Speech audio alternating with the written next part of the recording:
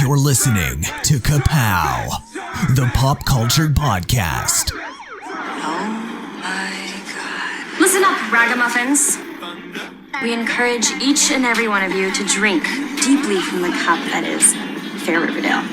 Your hosts, Michael, Jordan, Cliff, and Seth. Hello? Brian of Ka-Pow. Welcome to Thistle House. Shove it, Hal. It's Archie Andrews, and I'm from a small town called Riverdale. Archie got hot. He's got abs now. Have you ever seen me without this stupid hat on? That's weird. Betty's ponytail is iconic and beyond reproach. Why in God's name do you have this cabaret wig? She wears it when she has sex with Jughead. Sheriff Jones now, boy. My name is Monica Posh. Dr. Curdle Jr. It's Cooper. Hello. I've asked Hiram Lodge here to demonstrate. Ram. Hi, I'm Cheryl Blossom, aka Cheryl Bombshell. Hey, Ethel. Got a minute? Ruin her? Bitch. I love her. And she loves me. You and Uncle Claudius are pig people and should live amongst the pigs. The cyanide was mixed into a sugary drink called Fresh Aid. Get your sapphic serpent hands off my body! The Serpent Queen is a warrior queen. Because we're endgame, Archie. Can you meet me at Junkyard Steve's ASAP? When did our lives go from worrying about who's going to sit next to us on the bus to drug lord mothers? And serial killer fathers.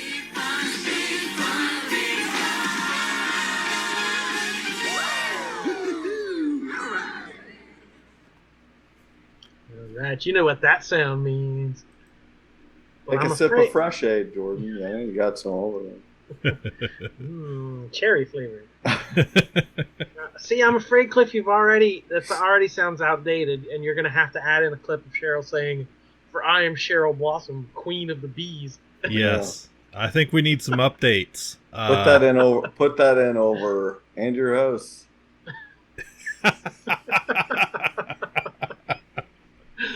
Cheryl, right, Bees, Jordan, Cliff, and Seth.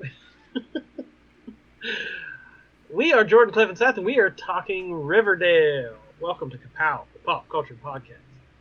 My name's Jordan. I'm Cliff. Seth. Well, I wimped out on you guys. After all these seasons of Riverdale, we've dedicated our lives to, basically. this big return, I wasn't feeling it. I couldn't get into it. You guys were right on it. And I was like, I couldn't do it. And then finally, I've got myself going, and I've watched, several episodes here. I'm not done with the season, but we're going to try tonight to catch everything up to what I've watched, and then we'll come back another night and do the last three episodes of this season. Yeah, as we record, season 5 has just concluded. It was a 19-episode long season. The first 10 were aired a while ago, and then there was a hiatus. Yeah. It came back with episodes 11 through 19. So we are caught up through 10. So we've still got half the season to go. So sadly, we are not going to be able to do our beat-by-beat, line-by-line recreation. So if you live for those, sorry. Yeah. Go back and listen to season 2 coverage. That's the goal. Good stuff. If there's been one constant in your life the past 5 years, it's us talking about Riverdale minute by minute, line by line. So for the first time really ever, we've highlights. Yeah, we're gonna hit the main stuff here for a little bit until we get a little caught up, and then we'll jump back into what we normally do. All right, so I've got a few notes. We'll just, like I said, highlight some of this stuff. So episode 11 was Chapter 87, Strange Bedfellows. And where we left off on Season 10, we had just had the Riverdale High School Convict Teacher Conference Night, as I call it. The gates of the prison had sprung open, and they all attacked The high school. The high school. I forgot about that. Gosh. Yes. And then the episode ended with Jughead on mushrooms, slipping out of a pair of handcuffs and the bunker and disappearing into the night. Maple mushrooms. Maple mushrooms. So I definitely wrote down this quote. This episode began. Cheryl and Nana Rose are sitting in the living room, and the scene just opens on them kind of chatting. And Cheryl says, "Well, you are legally senile," which we that's something you apply for. Like I don't know exactly how you get accredited. Yeah. But Cheryl had to remind Nana, "Well, you are legally senile." Yeah, which you was a wonderful callback. Sometimes the references feel just for us. I know that's not true, but sometimes they feel. So this one had the return of Dodger. Oh, that Darla. Scamp. And his mom, question mark? I couldn't remember. Yeah. Because the actress is about his age, but yep, it's Dodger's mom. So they're back. Darla Dickinson and Dodger Dickinson are back after 7 years, mind you. We've had a time jump. Oh man! So they're back after 7 years to cause troubles in Riverdale. What a comeback! I don't remember what they were up to, but I'm sure it was interesting. I'm sure it was great. So this is when Archie gets a new hobby of bounty hunting. And he's going to hunt down all the escaped criminals. I'm sure Sheriff Keller had to say no disintegration.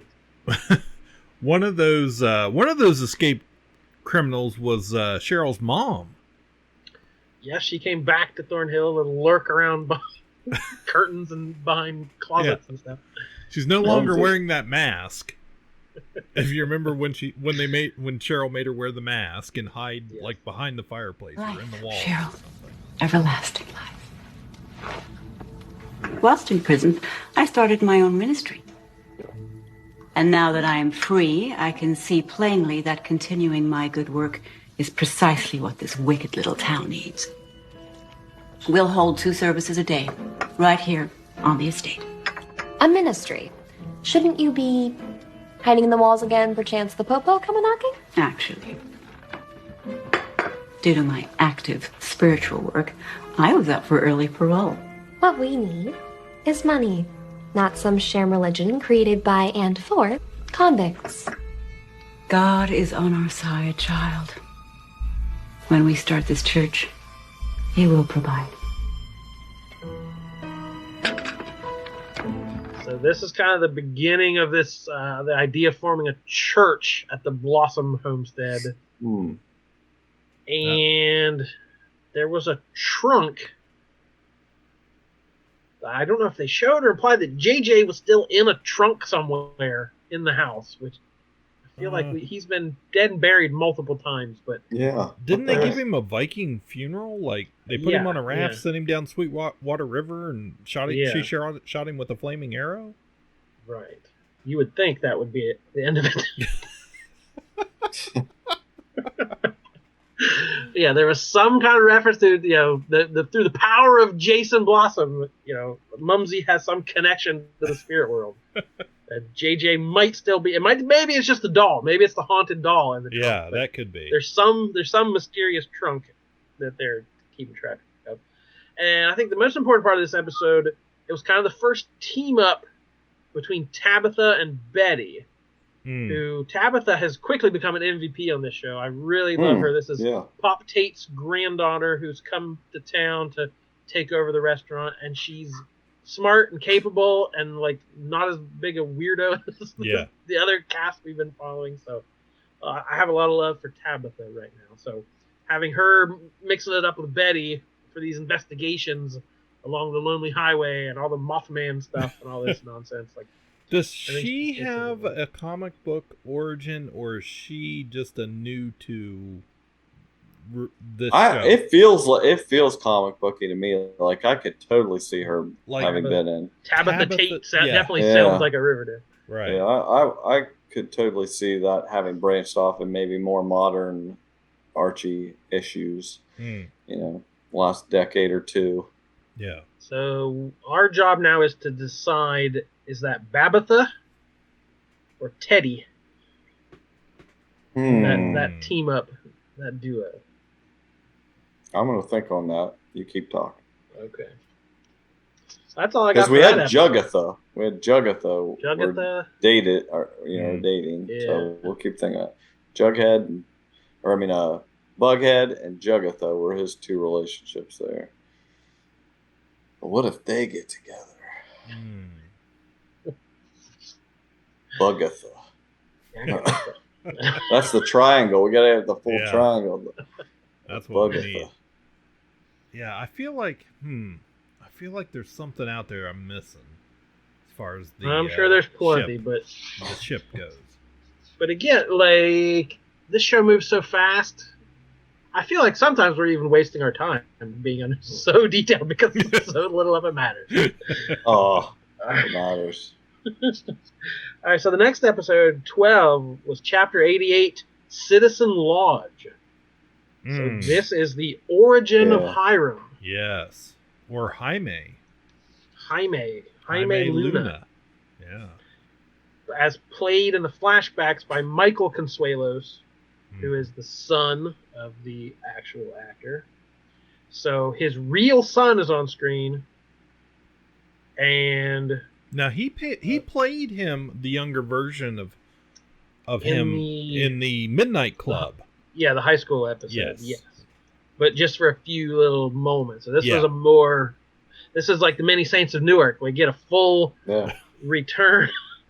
I think that's where they got the just idea like for that. It's just like that. It is exactly like that. Yeah. I'm glad I thought of it. Exactly. But Camila Mendez plays her mother in the flashback. Mm-hmm. So it's an awkward moment here where we have Mark Consuelos' real son making out with his fake daughter. They're playing other roles, but it's still a little bit awkward. But whatever. It's Riverdale. So in this episode, like I said, it's the history of Hiram Lodge, and we learn palladium. There's palladium in them there hills. We got to find it. This is the basis of Riverdale's villains' whole history, and it's something we just heard about like a couple episodes ago. Yeah, that palladium is a thing. That's what he's looking for. That's good though. I don't mind that. I like that all this time. You know, what has this been about? What has all the prison? What was all of this Sodale, unincorporating the town, all the murder and mayhem and land deals and the drug deals. He's a drug dealer, and all that, you know, everything he's done goes back to these teenage years and this cachet of palladium that he wants to get his hands on. That's amazing. All because what was it? His father was a shoe shiner. Was that it? And where did he get? Hey, whoa! Don't talk about my father like that. Come on, get your shine box. I'm trying to remember. I'm trying to remember where he first heard about the palladium. Was it from a gangster? Somebody? I can't remember. I want to say like there. Yeah, that he shining the shoes of like a mob type figure. That sounds correct. Okay, and then he didn't he kill one the of mob? Those Canadian guys with a Papa Poutine or something. Papa Poutine. It was one of those. Which I'm I sure know they it wasn't, but they had deals with the blossoms somehow. The blossom owned all this land. So yeah, it's a whole lot of silly mob stuff. Oh, it is. There's again plenty of references at Pops. When there's a hit going down, there's a crate of oranges. They're delivering a crate of oranges at Pops, which is a Godfather reference. When there's a couple of famous murders, there's always an orange on scene. And so I wondered, was this the first murder? Because his shoe shine thing was right outside of Pops. Yeah. And there's a drive-by, and he gets gunned down. I'm like, is this the first dead body that ended up at Pops? Because there's plenty more. There's plenty more after that. It wasn't the last dead body, but it may have been the first one. Murder diner. Right. And then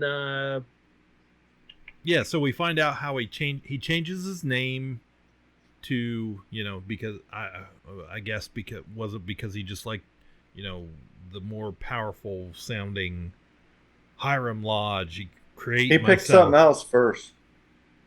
Didn't he say something else and then somebody suggested something better? I don't know. Fred Andrews. Here. Jaime Luna.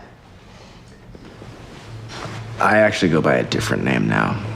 You can call me Hiram Lodge. Uh-huh.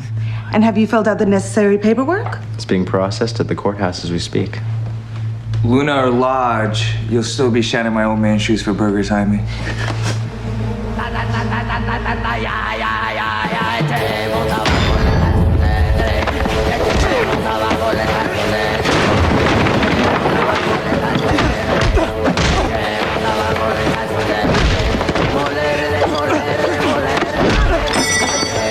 What's my name, Mantle? I want to hear you say it.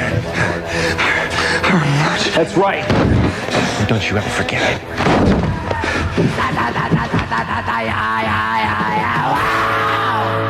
But the whole I think point I think he said something. I don't remember. But anyway. The whole point was to distance himself from his father and family and the shoe shine boy thing he had going on to become. Yeah.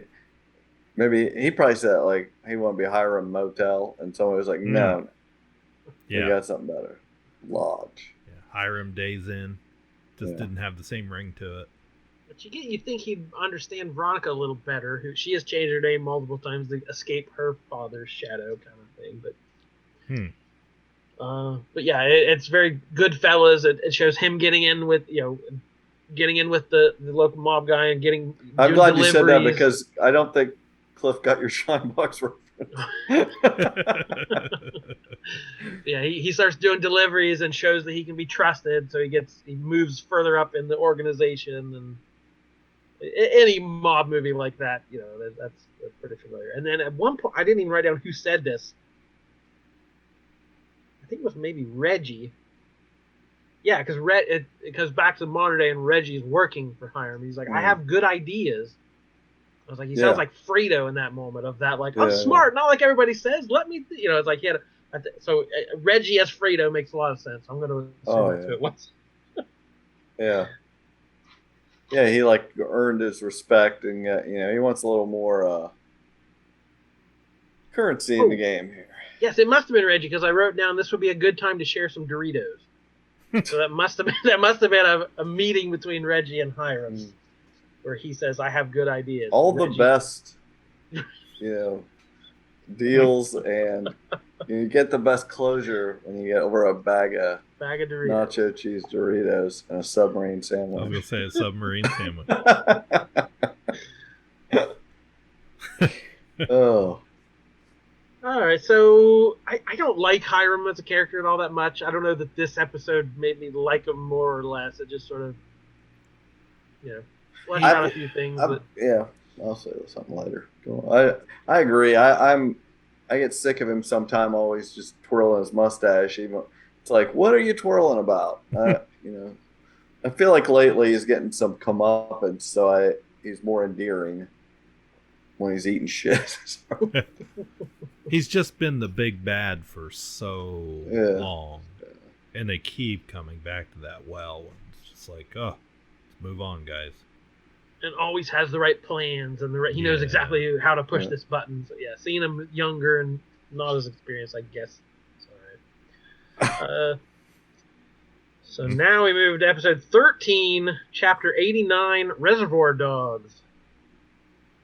This is, I believe, we get Archie's fighting in a World War I trench for some reason. Whatever war he was in, we're still not sure. It was fought very archaically, and the equipment was very old. The equipment looked World War II era. All the trenches and stuff felt very World War I. So it was a bad time. He came in with PTSD, and this was, I think this was the episode that focused most on that. This was the bingo episode. Oh, how could we forget about bingo?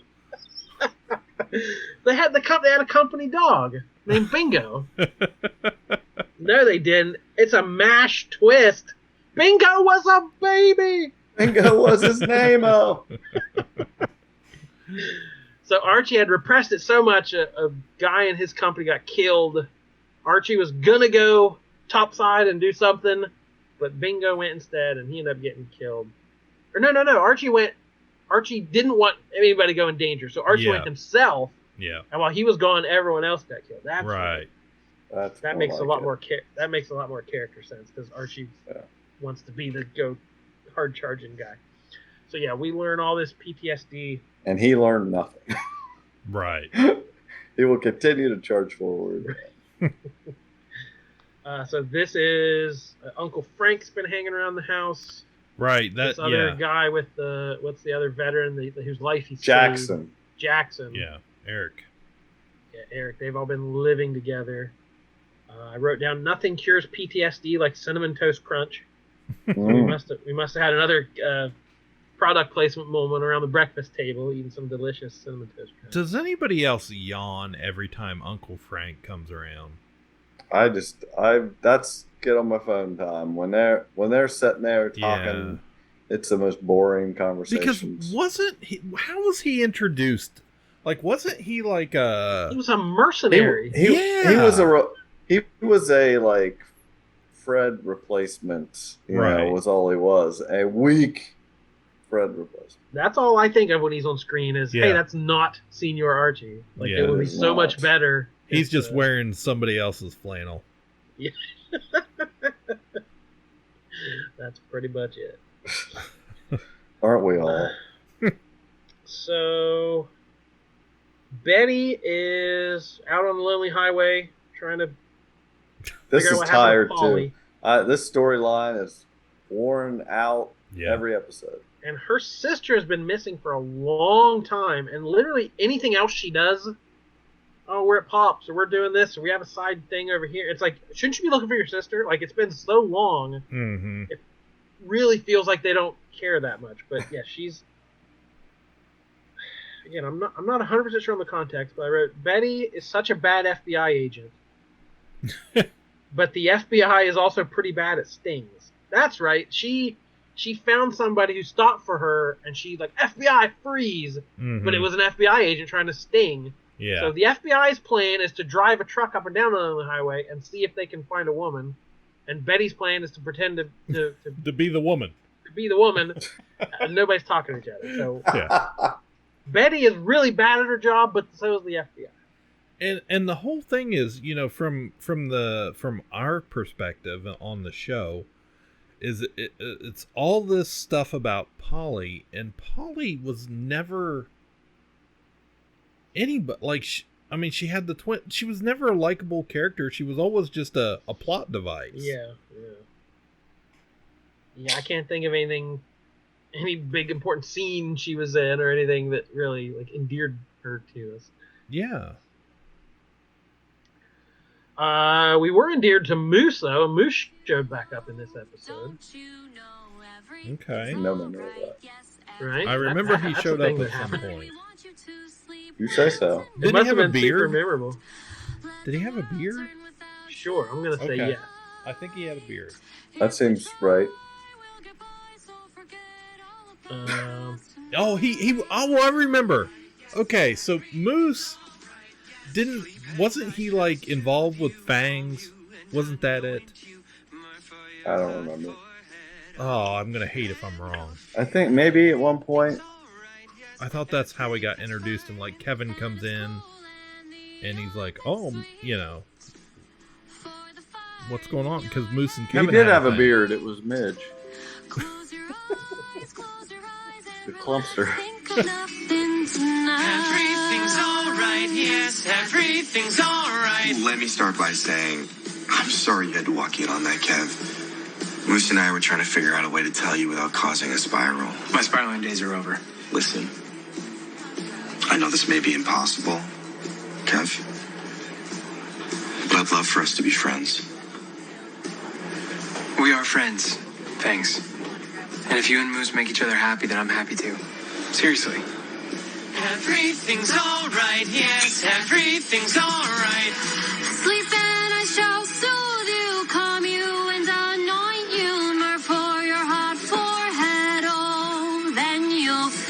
Everything's all right. Yes. Well, more importantly, everything's the gang fine. bought a dog. Bingo.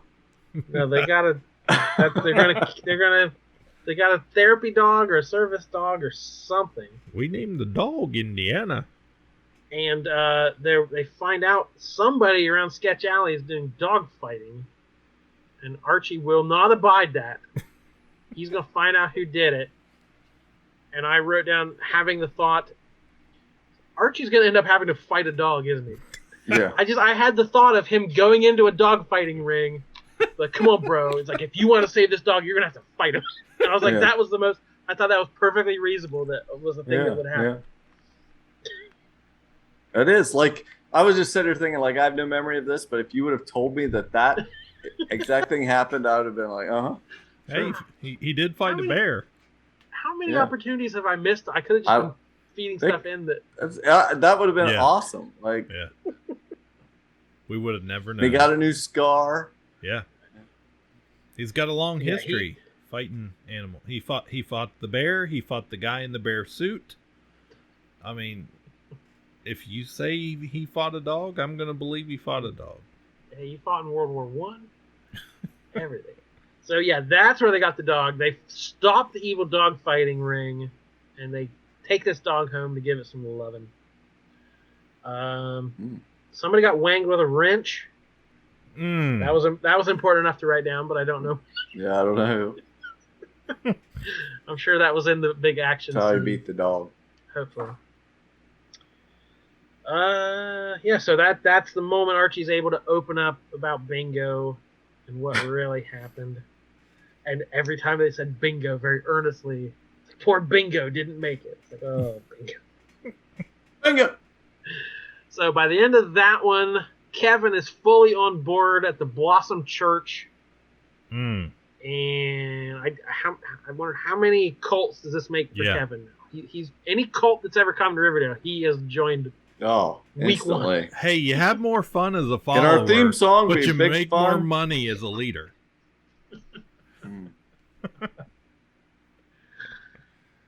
So that'll bring us to episode 14. Oh, 14. What was that one called? Chapter 90, The Night Gallery. Yeah, I have a few notes on that. This one was directed by Alice herself, Madchen Amick. Yeah. I've been watching the show for 5 years, and I'm pretty sure that's not how you say it. I think it's Machen. Machen? I think. So this was kind of the anthology one where Cheryl painted a painting for each storyline. So there was a different painting at the top of each one. Minerva came. Was it Minerva? Is that her name? Yeah, Minerva, the art dealer. Yeah, she showed up, and the first painting was Archie mining, like a miner's gear on. Another career for the Archie. Yeah, so he became a miner again. He'd been playing one for years, and now they're mining under the maple grove for palladium, of course. He has PTSD, or I don't know. It like the mine gives you PTSD. I don't know what was going on. Well, I can't remember. Hiram. It's all his army buddies join him to help mine. Uncle Frank and let's put a bunch of volatile people in the dark underground. Yeah, I'm sure nothing will go wrong. Bring the dog. We'll have a day. And he keeps seeing the ghosts. There's ghosts everywhere. Archie keeps seeing the dead members of his squad. But I think by this point, Hiram had wanted to buy the Blossom Maple Groves, right? And that's what they found out about why he wanted it. He wanted them for the palladium mines underneath the Maple Groves. And then they decided that, well, we should mine that, and Archie volunteers him and all his basically the firefighters. What happens if there's a fire where they're all down in the mine? That's the whole rescue fire squad. Yeah. Then we get nobody is coaching boxing. No vigilantism is being done at the moment. Like, who's feeding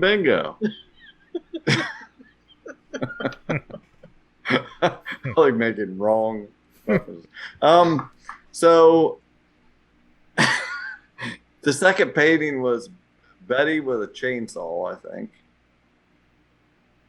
And then, so we get her on the lonely highway again, and I don't remember what happened. It's been so long. But I just have written down this phrase she said to some guy on the highway when he was yelling at her. She said, "Listen, you're not in the United States anymore. You're in Riverdale." And I was like, that is a perfect thing to say, because who knows where the hell Riverdale is? You know, she could be right. It might not even be in the United States. It's close to Canada. That's all. Yeah. Oh, and she's. I know she's at her. Did she torture somebody or? Yeah, we're getting there. She goes to her mom's house, and what the heck was Thunder cross stitching? Was it a picture of Cheryl and Mumsy? She's like cross stitching, and I swear she's cross stitching Cheryl and her mom. And it doesn't make any sense to me unless this is like a Christmas gift or something. Who knows? I hope that pays off, or maybe it didn't. I don't know what it is. So Betty remembers or imagines herself in like Silence of the Lambs. She's like in the pit, and some serial killer is threatening her. Yeah, the trash bag. Trash bag. Yeah. Okay. Yeah. Okay. All right. So she gets a chainsaw to go after this guy. You know, she's got him there. She's going to torture him or something. She's got a chainsaw, and he bit his tongue off. Yes. Yeah. Because I was getting excited to see her cut this dude up with a chainsaw, and he bit his tongue off. Jughead Rat King painting. I forgot. He starts going to his AA meetings. And he doesn't understand. Because he introduces himself. He's like, "Hello, my name is Jughead Jones, famous author." It's like you don't get the anonymous part of this. Right. Yeah, he's talking about it, his drinking past, his writing. I feel like we've got the story from multiple times about him and his girlfriends and all. This is the clearest scene I can remember in my head of all these. Of him stumbling down the alley and sleeping with the rats and the homeless guy. Like I remember every moment of this for some reason. Yeah, he's like it was his book release party blackout. He got rabies. He fell down a sinkhole in the pavement, and I'm quoting him. It happens. It happens. You fall down a sinkhole in the pavement. They don't go into that any further than it. He reads his story, The Outcast, the book that he got famous for. Yeah. He reads it to the Rat King, and he gets revived by Cupid's kiss. What the heck? I have that written down. What was Cupid's kiss? Is it Tabitha? Maybe. I don't know. And then we get just more mushrooms, maybe. Yeah. At the end, we get the painting of Minerva and Cheryl. Cheryl's got wings. Yeah. And stuff, and they kiss. And that's basically the end of the episode. Which I don't think we even see Minerva again the rest of the No, we haven't seen her since then. Yeah, sure. I didn't. Well, anyway, I've only seen a couple of more episodes. So then we go to episode 15. What's it called? Chapter 91, The Return of the Pussycats. Our story is about a town. No, scratch that. Our story is about 3 young women bursting with talent. They were the best of friends until, sadly, they weren't. Our story is about how they parted ways, found their own unique voices, and then rediscovered each other. But not without some drama. Speaking of haven't seen somebody in a while, Melody and Valerie, we haven't seen them since... Been forever. Season Been 2? forever. Yeah, probably. And Melody leaves pretty early on, doesn't she? Then Valerie dates Archie for a bit before she. Yeah, that's true. Yeah, before she's off the show. So been a minute. Yeah, I love this episode. Like, first off, Jordan normally isn't, but I'm a fan of the music episodes, and these performances were great. Like, a lot of these songs were good, and the performances were great. I dug all of this, and the story stuff was good. Like, so we'll go through it here. First off, Josie's big stuff now. She left to go tour and all kinds of crap, and basically left the Pussycats in the dust. That's been hanging over her head, and she's coming back. She's got a clear head. Years later, she was on the spinoff show, Katie Keene, right? Yes. Katie Keene, yeah, which didn't go anywhere. No. So Melody, she the one that wrote a movie. She wrote a book and then turned it into a movie. Yes. She wrote a book. They're going to turn it into a movie. And Tyler Perry bought the rights to it. He's making a movie out of it. And he wants a famous actress to play the lead. And she already kind of promised it to Val. Right. To Val. And meanwhile, Val gets proposed to by Alan Mayberry. And I just love when they give first and last names for no reason. But Alan Mayberry, that character will never see again. he proposes to her. Then we get Josie shows up at Pop's, of course, and meets Tabitha. And that was Kiss My Hand, the latest #1 single from the multi-platinum recording artist Josie McCoy. Even as the mystery surrounding the superstar's whereabouts continues after failing to appear on stage this weekend in Berlin, the world wants to know, what happened? Where did Josie vanish to? Excuse me, I'd like to place an order to go.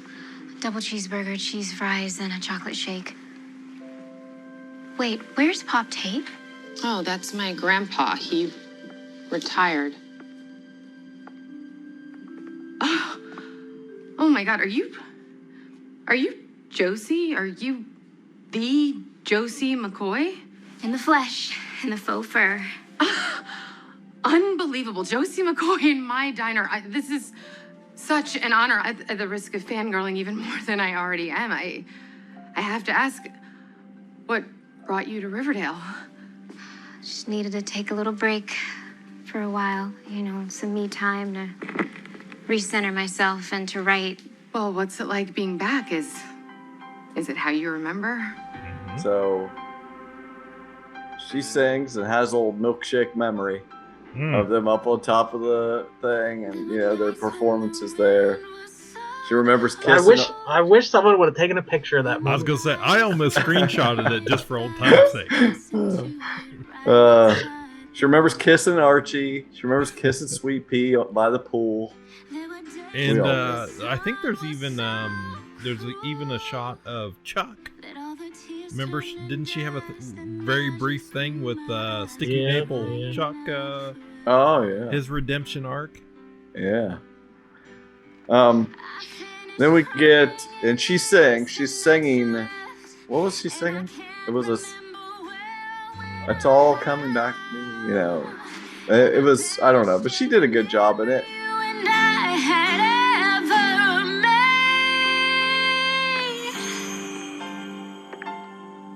When you touch me like this and you hold me like that, I just have to admit that it's all coming back to me. It's all coming back, it's all coming back to me now. There were moments of gold and there were flashes of light. There were things I'd never do again, but then they'd always seem right. There were nights of endless pleasure. It was more than any lies allowed. Well, one thing, she's fine, but the other two girls are amazing. They're good. Like, they're really good singers and performers, and she's good enough. So she's making all this racket. I like how she's like thinking about this and spinning around. She like, as the song ends, she's in front of her keyboard in the hotel room at the whatever it's called. What is it? Five Seasons. The Five Seasons, yeah.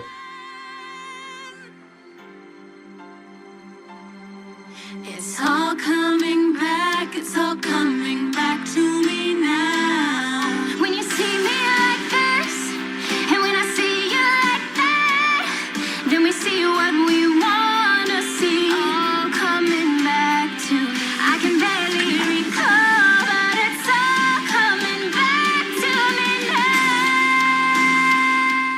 now. And she wakes up the little bitch Ram and his jammies knocking on her door. That's right. I thought I told the front desk no autographs. I am so sorry, Miss Newmar, but hotel policy, no live music in our rooms after 9 p.m. There have been complaints. Damn, Mr. Lodge.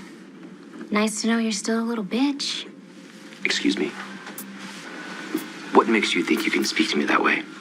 Well, for starters, you're here in your jammies, whining that my music's too loud. To me, that screams once a little bitch, always a little bitch. Move him if he's got a problem with my music. Excellent idea, Miss Newmar. Just Again, turn it down. Dude, that's what I like. These couple episodes, he really is kind of put in his place. He has no agency in these episodes, and Yeah, she's the first person to really talk to him like he should be talked to. Like, Right. knock it off. And she's got all this clout now, so like Yeah. the concierge is just like doesn't pay any attention to him. You know? Yeah, she went to New York. She lived with Katie Keene. Like she's lived through some shit, and now she's come back and it's more of an equal, playing field with the Rams. She's big stuff now. So Yeah. So she goes to Riverdale High and visits Waldo. He's got his kingpin hand. And she's going to teach a music class, apparently. And I know when Archie learned that, the look on his face was like, what is this? An age-appropriate music teacher? What's going on? Yeah. There was there's the start of this storyline with where Chad screwed over Veronica and she needs money. Tabitha wants to invest money to franchise Pops. Yeah. And Veronica at first can't really help her. Well, then we get Alexandra Cabot visits, and she's one of the investors. And, she was going to want her money back, but Veronica talks her into investing in Pops, so it's a whole thing. But this new character, Alexandra Cabot, we're getting some stuff out of her this episode. Again, could be somebody from the comics. We don't know. I think she was from Katie Keene. Oh, okay. I'll believe that. She looks like she could, she's got enough spice to her. She could be, a recurring character. Archie reunites with Josie in the music room, of course, the same old high school music room. And he invites her to the White Worm, which used to be the speakeasy. Yeah. What was it called? La Bonne Nuit. La Bonne Nuit. So she calls the Pussycats. And then we get, this is where I messaged you guys some of my notes the other day to show you I was deep into it. It was like, so they come in media res, they're right into the worm, and Archie's finishing up his conversation. He's like, well, anyway, we made a sexy fireman calendar, but enough about me. Josie's like, what? Calling them out for being crappy people. He's like, she's like, Betty, you barely even talked to me in high school. And I was trying to think, they really did not engage much in the early episodes. Wasn't the actress there were issues with the actress talking about producers like not using her enough and something. I remember wasn't am I crazy or was that? No, I believe it. What do you got there? Oh, yeah. Alexandra Cabot. Okay, she was in her, there. You'll recognize. This is very dad energy. Sorry. You'll recognize her in that white stripe of hair from the cartoon Josie and the Pussycats. Yeah, okay. So, I've seen that character, yeah. Yeah. Well, that's neat. See, I like when they use stuff like that. Look up, who are we talking about last? Who could have been? Bingo? Yeah, no. Yeah, look up Bingo. Who That was was probably an Archie in the. That's probably a song they did, like in the 60s. Yeah. No, I have no doubt. He's just a dog. It's nothing Yeah. else. It's not depressing. B-I-N-G. So she says, Jughead, you robbed. Last time I saw you, you rubbed Pops in a gargoyle mask or something. You know, you were a jerk. And Cheryl, you sent me a pig's heart. And she leaves. Outside, who's waiting for her? Sweet Pea on his motorcycle, and he takes her home for some. He takes her home for some sweet D. Josie McCoy, Sweet Pea? what are you doing at Pop's? Leaving. Well, you want to ride? Wherever you're going? I thought that was probably the same flannel shirt he was wearing at that pool party where they last hooked up. So I'm sure he's still wearing the same flannel shirt that she was at. I'm a little disappointed that they've dropped Sweet Pea. Yeah, well, he comes back real super nice. You know, this is his. He's a very invested in her. He likes her. Do you guys remember when he beat the hell out of Jughead though? Yeah. Back in the day, he was a pretty big serpent character, and then all of a sudden he was just gone. I'm convinced he was supposed to be his double originally, and and they were just like, "Hey, you're too tall for that. Why don't you just be on the show?" It was Cody. Yeah. It was Cody lurking in the wings. Right. Yeah, they've really That's it. Yeah, there spotlighted- was a perfectly good. He was his triple. He was supposed to be his triple. They've spotlighted Fangs quite a bit, but yeah, Sweet Pea kind of got shuffled off. Yeah. It's too bad. So she meets up with Val and Melody at the Worm again, and they perform. The other Pussycats perform, and they're good stuff. And she wants them to record a song, you know, that song of her dad's or whatever that her dad was a musician, you know, and he died. And then it kind of becomes the Dave finale with Gaeta being like, "You've never put me on. Like, we were there for you all this time, but like, you never gave us this chance." Yeah. And they're mad about all that.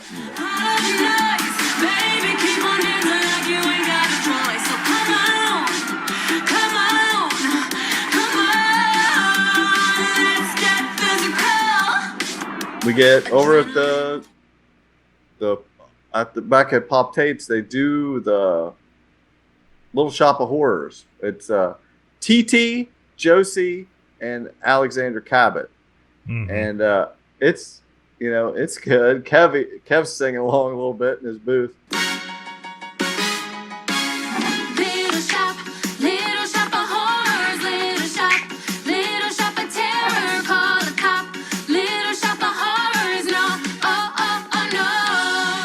But I didn't go back and look, but was TT pregnant in the dance scene? But as soon as the song stopped, she is 9 months pregnant. But in the dance scene, she's just dancing around like nothing. I did not even notice. No, I remember her being visibly okay, because I was like, I didn't notice it at all. Well, she was wearing a black bodysuit. Yeah. But when she turned, right as soon as the song was. She's standing by the booth, like, huge. It was funny.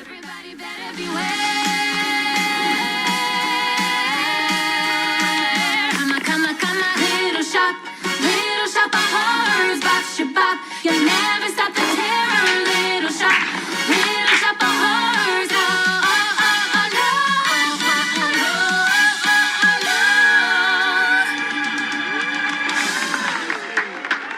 Robin Givens shows up at the hotel. Mayor Givens shows up. Lawyer McCoy. Yeah, she's like in for some dramatic stuff here. She's like crying and stuff in this episode.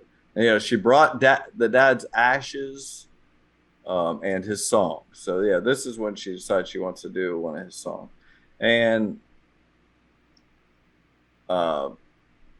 so Melody turns down Tyler Perry because she wants Val to be in her movie. Right. Alexander Cabot wants to nix the milkshakes at Pops. Well, we know that's never going to fly. Tabitha's like, no way. You switch the ingredients, you can make them a lot cheaper. Yeah. So, yeah. The Pussycats decide they're going to save the town. I don't know. I don't remember in what way they were going to. What were they going to put on a show or something? Of course. Raise funds to help reincorporate. Well, I don't know. Right. Yeah. So it's going to be at the Worm. And guess who their biggest fan is? Oh, I know. Their two biggest fans. Well, the only one I remember is a freaking Dr. Curdle Jr. is a huge Joseph fan. He's got a fedora on. Finally, we get to see him in his casual. Yeah. Casual Curdle. Out on the town. Casual Curdle. Him and Waldo. But he's hanging out with Waldo Weatherby. Oh, yeah. In his drinking fruity drinks. Just enjoying the music. Oh my gosh! Yeah, I mean, Chubbs Weatherby. Yeah, they should have really backdoored a pilot with those two. Yeah, and I mean, forget Katie Keene. We want Dr. Curdle Jr. and Waldo. He's really just complicating things though. When the eventually has to do the autopsy on these people he's fraternizing with. Right, you got to keep distant.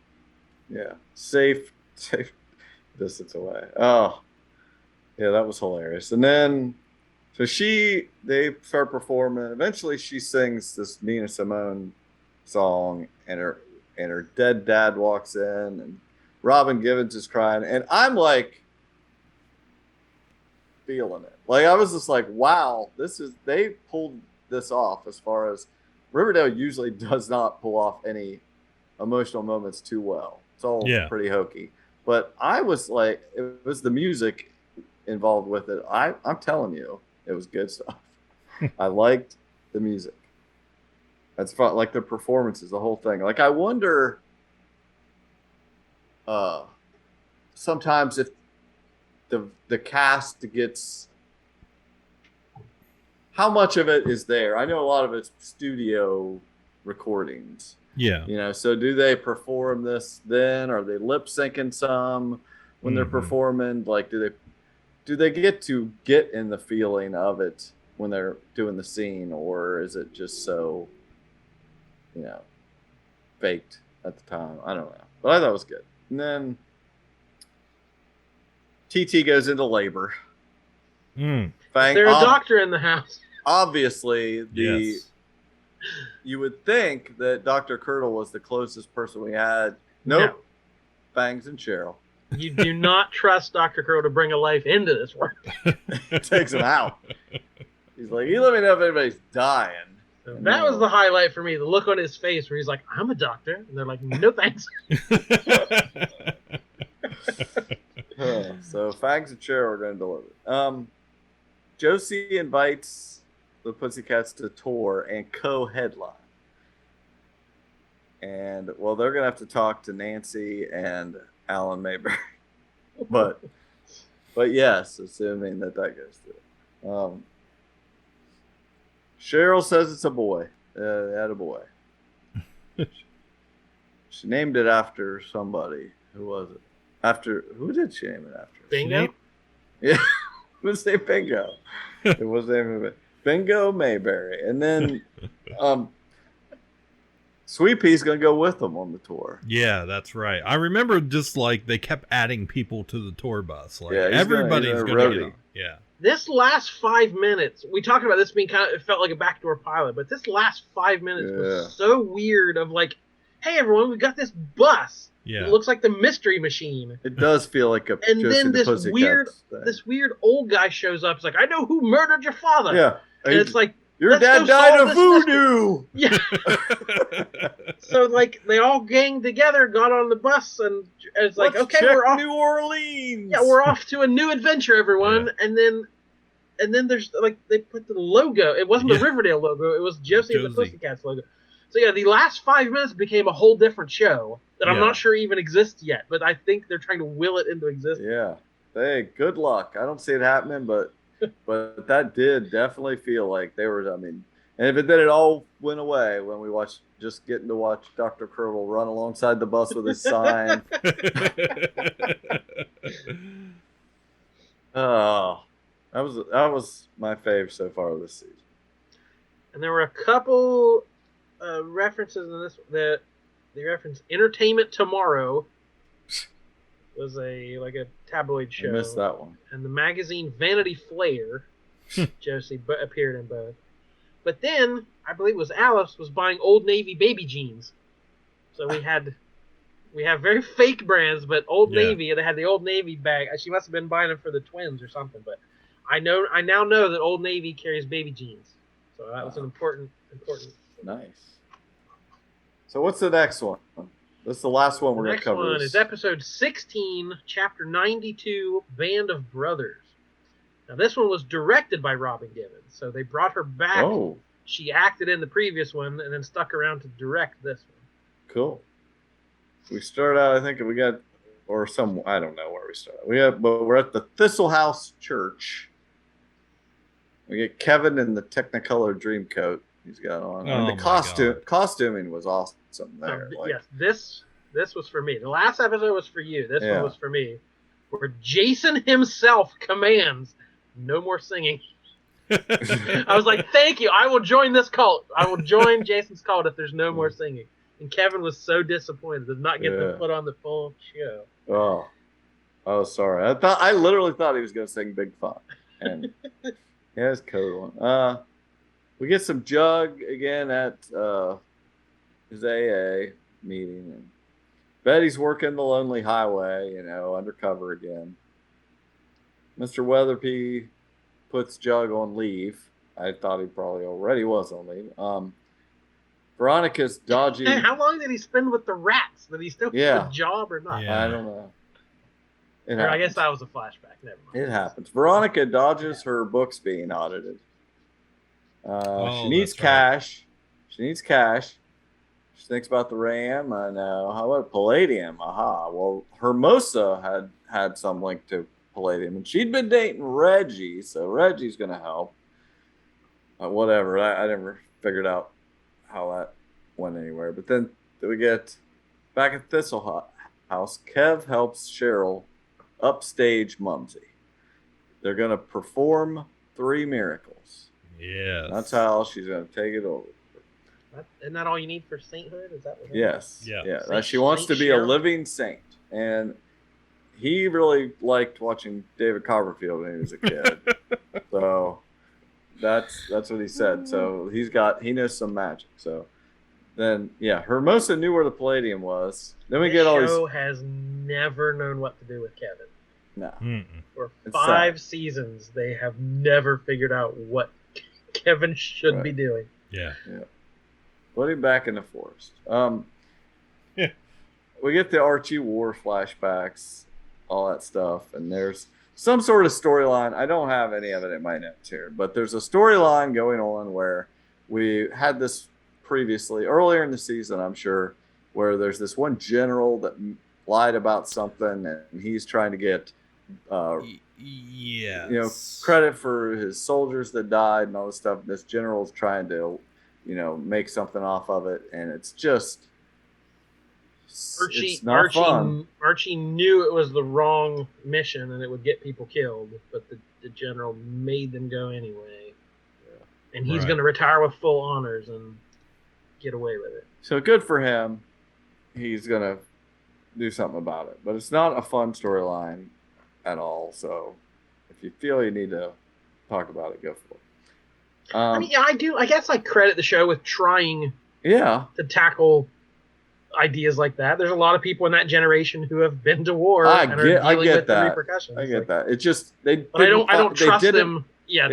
They knew that they couldn't make it fun, and so they didn't, and so it wasn't. Those are very declarative statements that are all true. Yes. So Veronica gives Cheryl a spider brooch for a favor. You can never have too many of those. Yeah. Cheryl will say that the Palladium came from her mines. And then Ram won't have any say.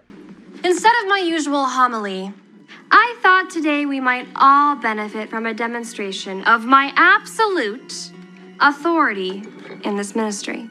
To that end, as Jesus once changed water into wine, Jason has granted me the ability to turn water into maple syrup.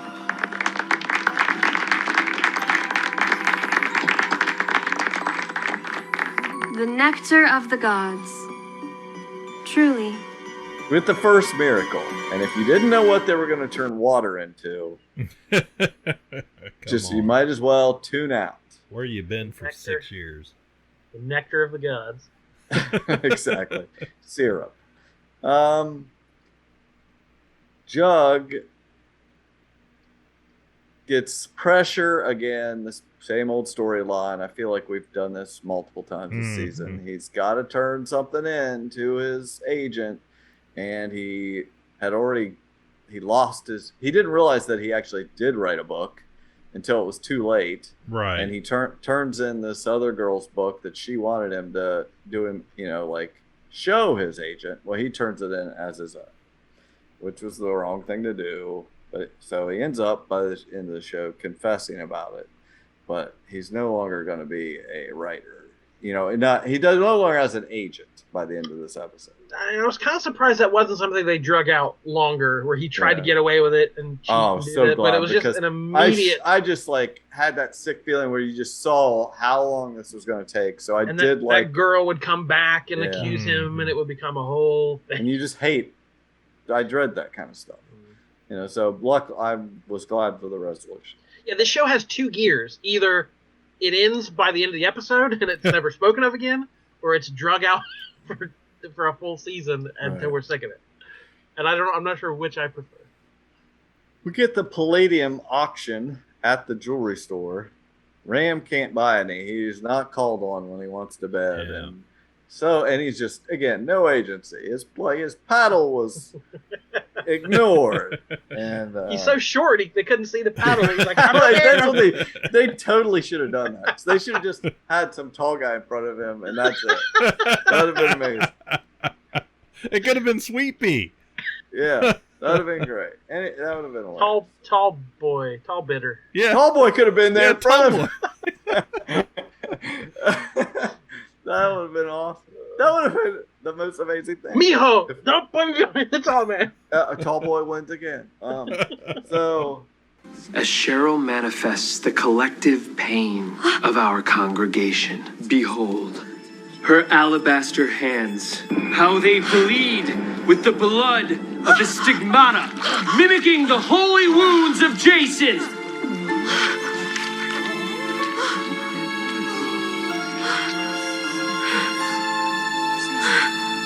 Let me get the second miracle, the stigmata of the holy wounds of Jason in her alabaster hands. Like, what? Oh, this was. They really like to skirt, just walk the line there. Like that. I hope some people never watch the show again because of that. It would be the right people. The third one we get is the taming of the bees. Behold Cheryl Blossom as she prepares her third and final miracle, the taming of the bees. Witness as her purity keeps her porcelain skin safe from these vicious, spiteful creatures. This is nothing but a farce. I pray ye do not fall victim to her deceit, for if ye do, this ministry shall become nothing but a sham. Brothers and sisters, we find ourselves at a crossroads. Allow me to be your guide. Do not listen to this heretic. Who are you going to put your faith in? Cheryl, who shared the womb with Jason the Divine? Or her mother, a whoremonger, an escaped convict? Lies, all of it. Be gone from my temple, or I will smite thee. For I am Cheryl Blossom, queen of the bees. Be gone, whoremonger, from my temple. For I am Cheryl Blossom, Queen of the Bees. Forevermore. And she pulls the bees out, and they're not stinging her or anything. And it was just an amazing moment there when she became Bee Girl. And flummoxed Kevin. He's like, "How did you do that? Did you gas him we or found something?" that after the fact. Like, oh my gosh, So we get Chad, who's a born beta. He's like, he gets, they're trying to do this copter cab thing. Wasn't totally tuned in at this point, but there's a copter cab company they're trying to start. That was his big investment. He sunk all these investors' money into this Uber for helicopters. Right. And it gets blown up by the fact when they find out that there's stuff he crashed about his copter crash. And they're going to use it to ruin him. And this is how it's all going to come out about TT's baby. Right. Veronica. Right. We're still holding on. Oh, Seth hasn't seen the last episode. He doesn't know if that's the truth or not. No, that's totally going to be it. It's amazing. His assistant, this was the one, you said there was like fake companies. This was the only one that I caught was his assistant heard about it on his boysenberry. Wasn't his BlackBerry, it wasn't his Apple phone, it was his boysenberry. And the truth is that Cheryl had no ointment. She may be the holiest of holies. And then at the end, we get Tabetty walking the lonely highway. Yeah, together. Working it together. Betty's not excited about that. Yeah, we still need to Betty. I don't know. So I thought I had come up with one by the end of the episode. I don't know if I love it, but that's what. Cooper, what's her name? Tate. Tooper. That's not much. You gotta have more than one letter in it. Come on. Tate. Coop Tate. K.O. Pectate. That's it. Tato. That's it. We should really screw this up now. Jeez. Anyway, do you have any other notes from that episode? Nope. Queen of the Bees is where I stopped. Nope. That was I put was Queen of the Bees. Warmonger. So Jughead is king of the rats, Cheryl is queen of the bees, and Riverdale is off to the races. So she may be the holiest of holies, and I can't wait to see where those guys. And you guys already know, but next time we get together, we'll recap those final 3 episodes of this season. Yeah, I will admit this first half of the second half, whatever it is, this middle part wasn't great. These episodes were not peak Riverdale. I very much enjoyed where it ended up. Like many times on this show, the ending saves it somehow, but it was a little bit of a slog. Even with just 19 episodes, it was a little bit of a slog getting there. But it's worth it. It's still worth it. It has been picked up for a season 6. We are getting that. That's going to premiere in November with a 5-episode event. Yes. Before going on hiatus until 2022. So in order to get everything filmed and ready, they've announced there's just going to be 5 episodes. It's going to be like a little mini-series. I like this. And then it'll go on break. They'll film all the rest. And then we're going to Nolans. Yeah. I'm sure that'll fill the gap between. Yeah. And we just this week learned Sabrina is coming. Kiernan Shipka confirmed she is coming on to the show in season 6. So I'm guessing that'll be this first 5 episodes will be something to do with that. I'm excited about that. That's how I hated that it was her own thing anyway. I think I'm glad she should just be part of the show. I'm curious to see. Credit where credit's due. You were the one from, I don't even know what season you started calling about, wanting to see the Blossoms and Cheryl be a witch, and pretty much immediately. Yeah. Seth was on the witch bandwagon. Here we are. Yeah, I'd like to. Yeah, that I did. That's right. I said Cheryl's going to be a witch by the time this is over, and sure enough. I think it was season 2. That's how far back I was like that girl. Yeah. There's something going on there. So I'm excited. So now I'm hyped to watch these last 3 episodes and then get that done right before that. You said November? Yeah. Okay, so that's exciting to get a 5. That'll Like a so it kinda must like be a going to be pretty mini-series. must be going to be pretty far into 22 when they come back. Mm-hmm. If they're doing it that late. Yeah. It's exciting. It's exciting. I know they just got done filming something. So was that the next season, or was that where they just got done Yeah, it filming said this 5 this episodes? is the first time they have started filming the next season while the previous season was still going on. Oh, So okay. they've tried to get a jump on it as much as they could in these uncertain times. Neat. Yeah, I'm back on the Dale bus. I'm going to Nolan's, and we'll see what voodoo kills her dad. It's fun. We're on this till this bus crashes, I'm sure. Oh man. We're talking to Cliff like this. What happens when this wraps up feels like we're either very close to the end, or this is kicking off a weird 10-year-long. It becomes Supernatural or Dynasty or one of those shows that's just on forever. I honestly feel like at this point, this is a good thing for the show, coupled with them having to take a hiatus, with unfortunately because of the pandemic, but coupled that with a lot of failed side projects.